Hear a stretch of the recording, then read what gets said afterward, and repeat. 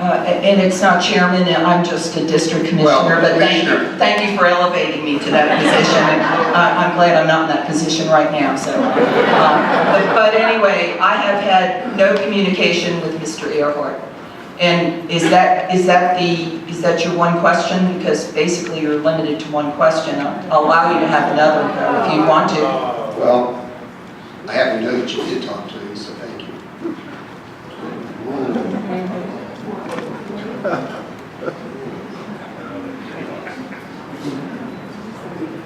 Hello, my name is Tad Leafhead. I am chairman of the Cumberland Community Improvement District. Commissioner Borum, Chairman Lee,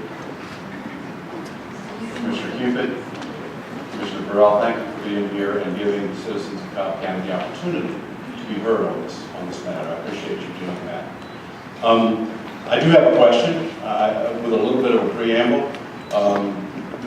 The Cumberland Community Improvement District currently consists of 180 commercial property owners who have voluntarily increased their property taxes by 5 mils for the last 25 years.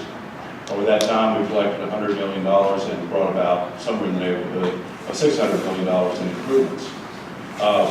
When it was proposed that we participate in this project, we understood that the commercial property owners and the apartment complexes in the CID, in addition to the 5 mils that we pay, would also have a 30-year 3-mil tax on top of that, so that we would be paying 8 mils in the Cumberland CID, which amounts over time to somewhere in the neighborhood of $200 million to go towards this facility. We're excited about it, and my question is, will you be coming to us to ask us to continue to participate and invest in transportation improvements? Because if you do, we will be extremely receptive to that. We're excited about investing in this project, and we believe it is going to do nothing but serve our purpose, which is to increase property values, maintain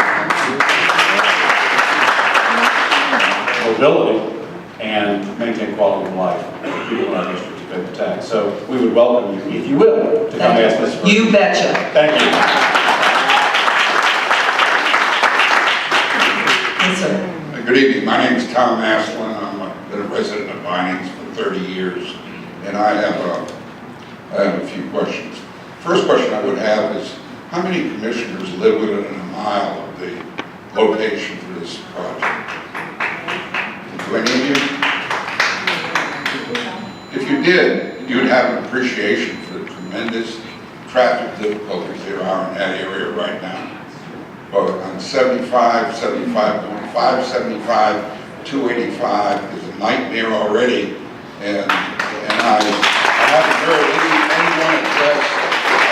anyone address, and I came in late, I apologize if you did earlier, I haven't heard anyone address what you're going to do about those traffic problems. Thank you. And I will have Director Faye DeMassimo from Cobb County DOT address those issues. Thank you. Thank you very much for your question, sir. A couple of things I would draw your attention to is we did bring some boards tonight that show a couple of things that sort of, I think, set the stage for both what we're doing, that projects that are under construction or will soon be under construction. And so I'll talk about those quickly first. The Windy Hill Diverging Diamond Interchange is a project in corridor improvements that extend from US 41 to Powers Ferry. That project will be open to traffic the first quarter of 2017 and prior to the first ball that's thrown out at the stadium. Windy Hill Road West and Windy Hill Road East improvements, extensive improvements that are funded currently out of both our SPLOST 2005 and 2011 programs, will also provide significant relief. Cobb Parkway from Acres Mill to Paces Mill, there's a widening to 6 lanes that's already under contract. And that project is moving forward as we speak. Chattahoochee River Bridge replacement already under construction. And then today, the chairman and I were both very fortunate, along with a few other folks that are in the audience tonight, to be downtown. The U.S. Department of Transportation Secretary was in town and announced the closing of the loan, the funding vehicle for the managed lane project that will provide some significant traffic relief in the 75 Northwest Corridor, all the way from 285 up 75 and then on up 575 to Sixes Road. So there's a substantial number of projects that are either under construction or will be under construction within a very short time will be open to traffic in 2017. In addition, we are uniquely positioned, and that's what's on this board up here in the area. One of the things that this particular site has is 14 different points of access. And if you picked up one of the information sheets, those access points are specifically named on there. So one of the things that is also good about this site is there's a lot of ways to get in, there's a lot of ways to get out. And that also helps us to manage congestion. In addition, we have a number of roadway projects that are under development. What do we mean by under development? Those are projects that are either in design, have completed design, and are on the shelf, and we're looking for the construction funding, or we're developing the concept of those projects and finalizing the funding strategies. And those include a Windy Ridge Parkway connections project, since the Windy Ridge Parkway is really the front door into the Braves Stadium. The operational improvements, we're looking at all of the intersections in that area and determining what sorts of things can need to be done to improve specific intersections. The Windy Hill Terrell Mill Connector, which is in our current 2011 SPLOST, and it is a project that we are looking for as we typically do, for other funding sources to partner with those SPLOST dollars to bring that project forward, but it's already designed and on the shelf, ready for construction. We are looking at a Cobb Parkway I-285 diverging diamond interchange, so an additional DDI besides the one we just spoke of earlier at Windy Hill on 75.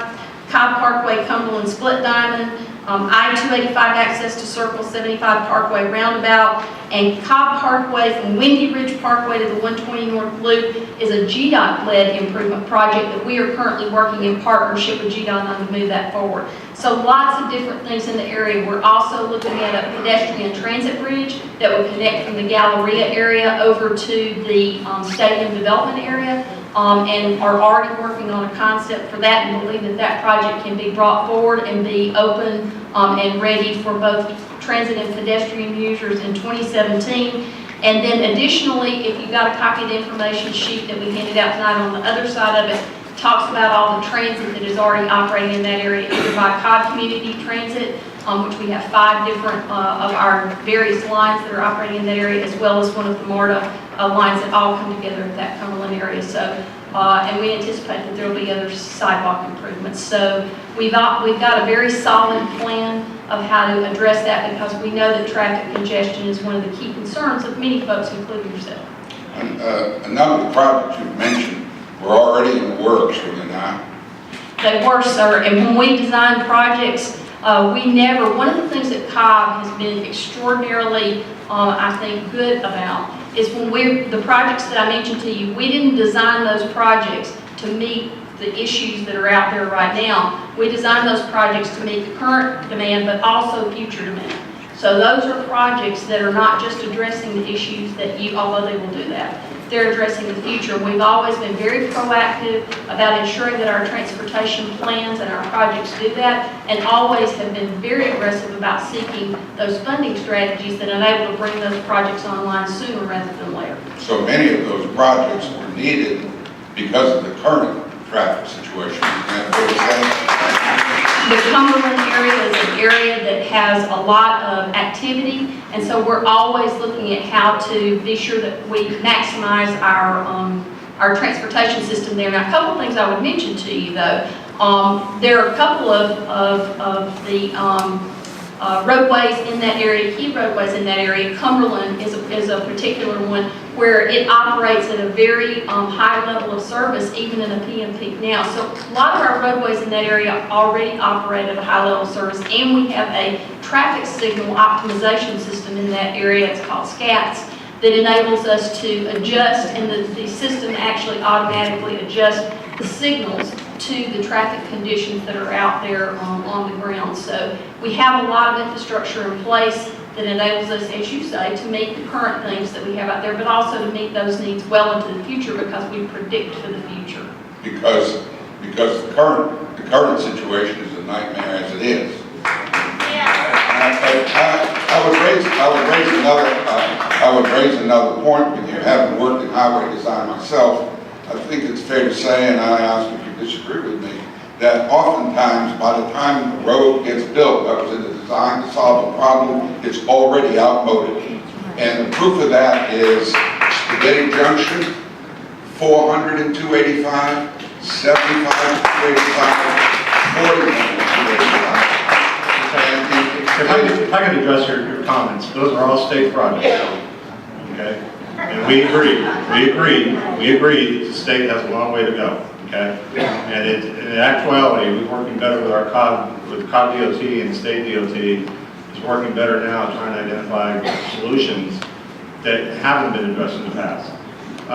Today, with Secretary Fox assured me that the federal government would also be at the table to help us identify, because 75 is a federal project, or federal highway, but the state and the feds and the local government are all going to work together to help solve some of the solutions and deal with it. The 75 Windy Hill interchange has been one that we've been trying to come up with a solution and have been part of on our radar for some time. And it's more than just the intersection that gets affected. It's the people come from 285 and go north of 75. And it's the people going east and west on Windy Hill, and the conversion that occurs there.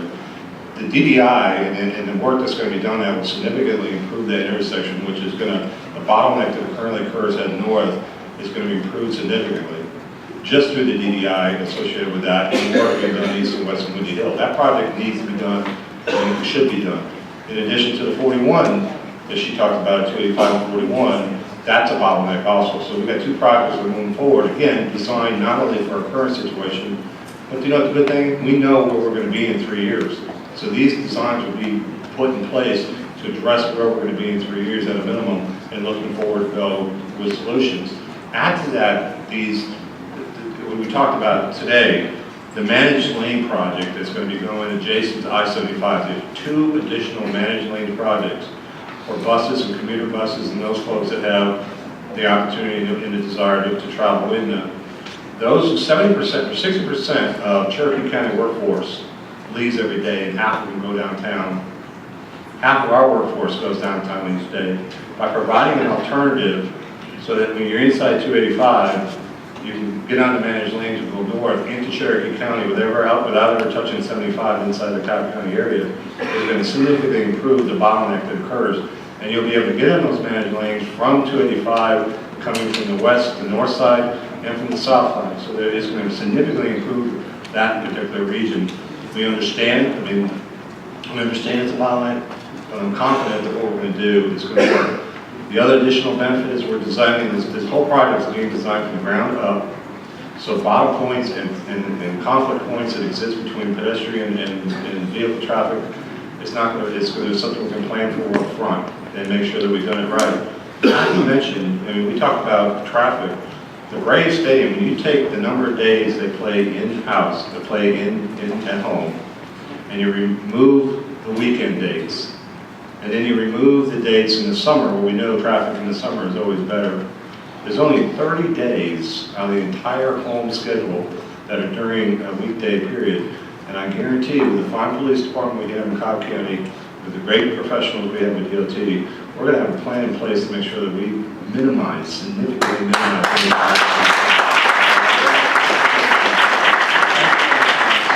I agree that those are the goals, but I suggest to you that the same kind of assurances were given with respect to spaghetti. Not by us. 475, same kind of thing. And it's worrisome to me as a resident, first, that you haven't seemed to consider locations where you're not impacting an existing problem. And second, that so little time has been given to the citizens to analyze this and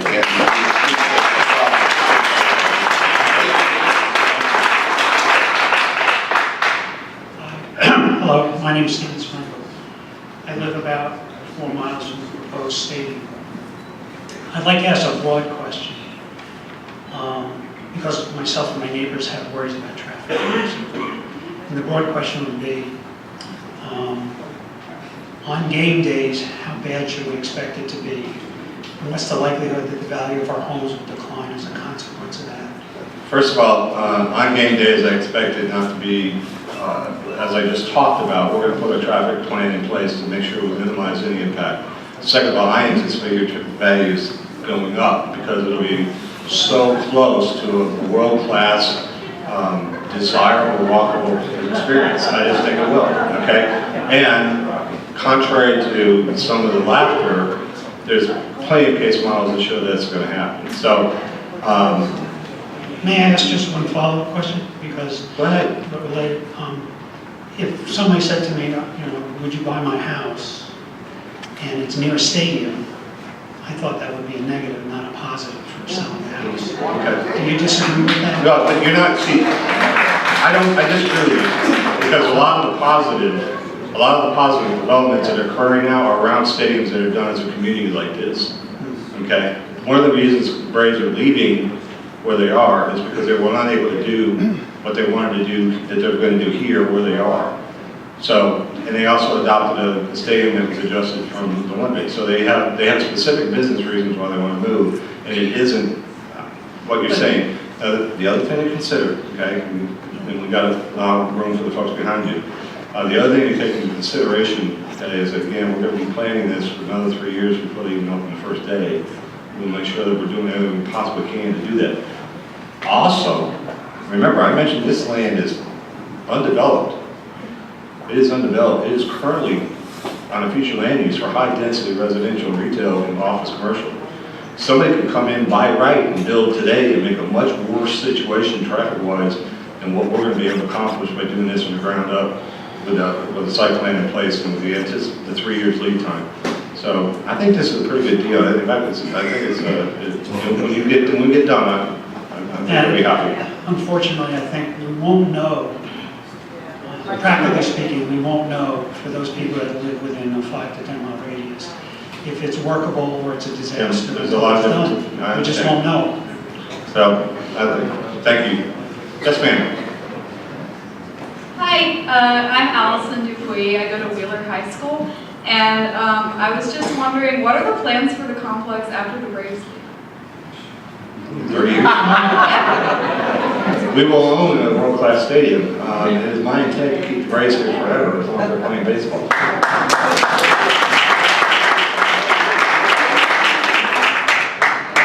That's all I really had. We're not here. Go Wildcats. Hi, my name is Erica Totten, and I believe to live in the closest residential community that is directly across from the proposed site. Currently, my community is not gated. I live in the Towns of Crescent Park that is directly across the street. I'm excited, but what my question is has this team and the Braves thought about how it is going to impact our neighborhood? I'm worried about like visitors trying to park in our community. Yeah. We've had preliminary conversations. Actually, we've had very detailed conversations about issues like that. It is the Braves' intent to sit down with the community once they close on the property and become property owners, to sit down with the surrounding property and talk about existing conditions, what might occur as a result of this development, and what needs to be done or deployed to help that go on. The Braves will be in charge of security of the stadium and its facilities. Our fine Cobb County Police Department will be part of the security for the rest of the project. Just like if it was developed as an office park, we would provide some police protection there. As it relates to that, I don't anticipate it being huge, but John Charles has made a commitment to me that he is committed to Cobb to be a good neighbor and be a great corporate partner to everyone in the county, including those that live adjacent to where they plan to call home. So we won't have to put cones in our driveway. I can promise you, no cones. My name is Ben Moss. I'm an alumni of Southern Poly, I guess now Kennesaw State University. But it's an incredible time to be in Cobb County. Definitely is a very exciting time, no matter which way you go on it. My question is I saw some 3D renderings of the stadium, and my question is who designed those, who put those together, and what do we have in place to keep those jobs in Cobb County, or at least in our region? Is that part of the thing that's gonna go in that thing you guys are still developing? Yeah, the Braves contracted for those designs to be made. You know, again, we're part of the deal, but the Braves are going to select or build it and run it. We will be part of the decision-making throughout the entire process, but they're responsible for making that happen. They've built like 7 or 8 stadiums across the country. The public, the other part, the 400 million part, they're going to be contracting and working together with professional designers to do that. So all those stuff, the renderings you've seen, have been done by the Braves organization. So they've done all that. Now they currently, we actually had that conversation today. 2 questions came up at lunch today with Mike Plant from the Atlanta Braves, is what are your policies as it relates to making sure that the people that live in Cobb are first considered for employment opportunities? They have a policy in place, and they will put a program in place to have job fairs where the greatest need is for jobs. They will put those in place and operate them to make sure they give Cobb County residents first look at the opportunities that may exist out of that.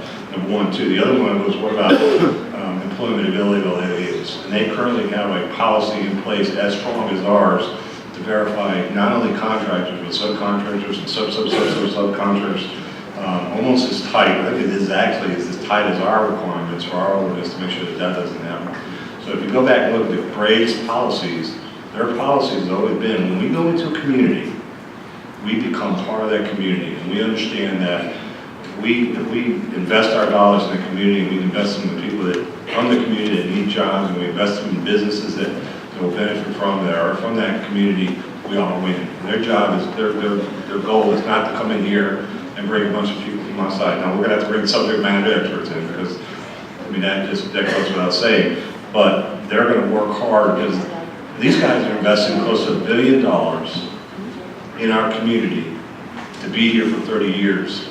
They want to be a partner in every definition of the word, from community outreach to the schools and education, from everything associated with the business community, everything associated with Kiwanis clubs and Rotary clubs and everything. They want to be a part of this, and they are committed to being a shining example of what a corporate citizen is in Cobb County. We provide a higher bar, a new bar for the other businesses over here. Thank Well, you. I just hope that during the good negotiations that's made well known that we want to keep those jobs in Georgia on the engineering and design build side, not the long-term jobs. Understood. Thank you. Chairman and Commissioners, thank you for being here. My name is Greg Morgan. I'm a partner in an accounting firm that is located in the 200 building Galleria. When the announcement was made, the excitement was unbelievable within our office. People rushed to the north side of the building. We're taking pictures out of the window, putting it on social media. That's why tip. Yeah, tip. Putting on social media that the Braves were coming to Atlanta. We see this as a great recruiting opportunity for our firm because we're hiring young accountants from schools throughout the Southeast. I live approximately 5 miles from that location, and I'm excited and welcome any issues that we might have with traffic because of the potential benefit. My question is somewhat hypothetical, but I think it's applicable at this point in time. The question was asked, did we seek out other people for this site? My question is, can you imagine any other industry or company that would move to this site that would generate the enthusiasm and the future opportunities positively for Cobb County that would locate here? I couldn't imagine who it would be. Me either. Thank you.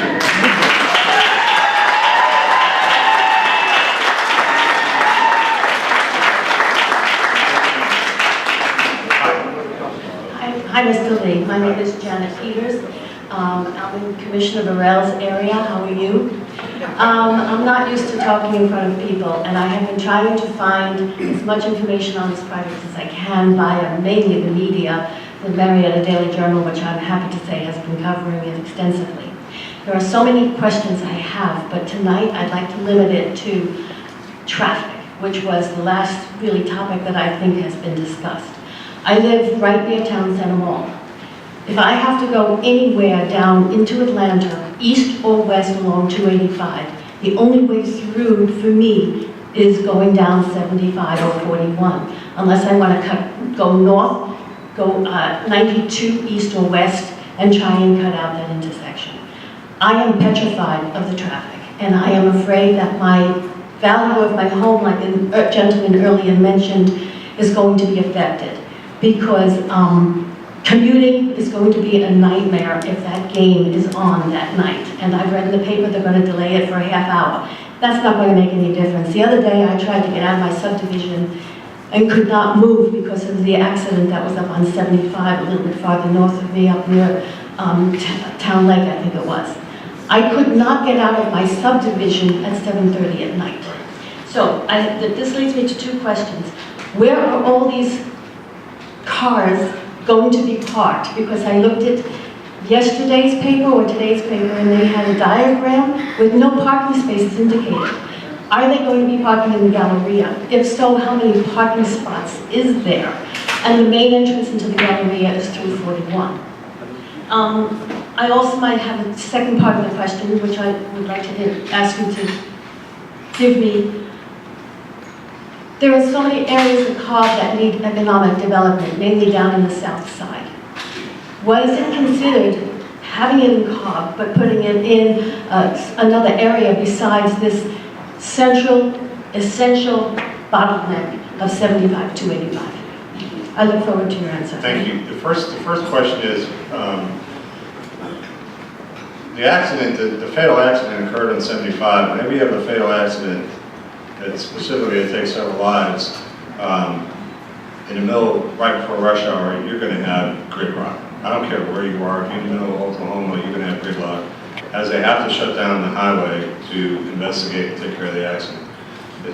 If you're heading south on 75 in the evening at 7:30 at night, there's not a lot of bottleneck right now heading south on 75 for Kennesaw area. This game starting at 75, and like I said, it's 30 games a year, 30 days a year in which PM traffic might be impacted, and the southbound traffic will be impacted the least amount, because that's where our best opportunities are.